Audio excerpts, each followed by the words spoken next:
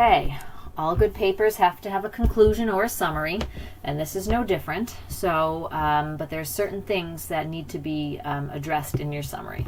So, in the conclusion of your paper should include these two items. So, while recognizing the core professional values may be consistent across settings, how, in other words, Head Start and Montessori both place heavy emphasis on the learning environment. But how does those settings differ in their approaches to the central questions in the early childhood education? So just a quick summary about what you can kind of take away and condense and wrap that up neatly at the end of your paper. So while we know that these core values are consistent, there's these 5 values. They're different. They appear differently in different programs. They're supported differently. There are different emphases placed on it. What does that mean for our field? And the last element in your summary is, how will your continuous collaborative learning throughout the semester, like through the classroom discussions that we have, observations that you've done, the feedback that I give you, the feedback your peers give you, how will all of this learning inform your future practice? So this is where I'm getting you to kind of think ahead down the road. So as a teacher, I hope that you've come to the conclusion that your learning will never stop, and you don't do this by yourself. It really does take a village, and there's a role for everybody in the advancement and education of children, families, and communities.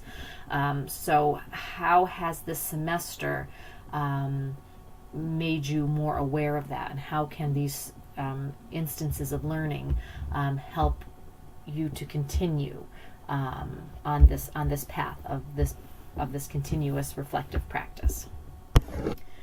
And that, my friends, is your paper.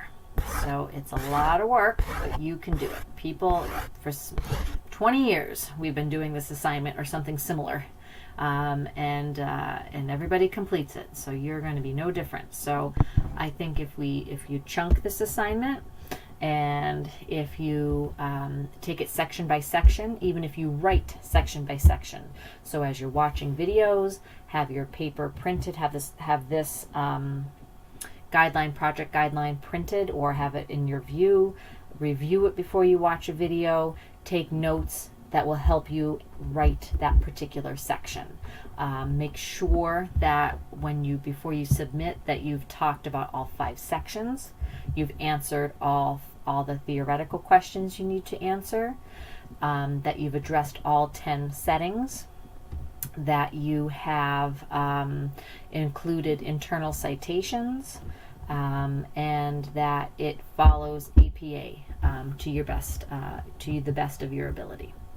And good luck. You're going to do great. I can't wait to read them already. It's always a fun assignment to read, because it really takes in all of everything I've tried so hard to teach you this semester, and it's your chance to share it, to share all that you've learned with me. So if you can kind of chunk it into 5 little, think of it as almost as like 5 little papers, it might be not quite so overwhelming.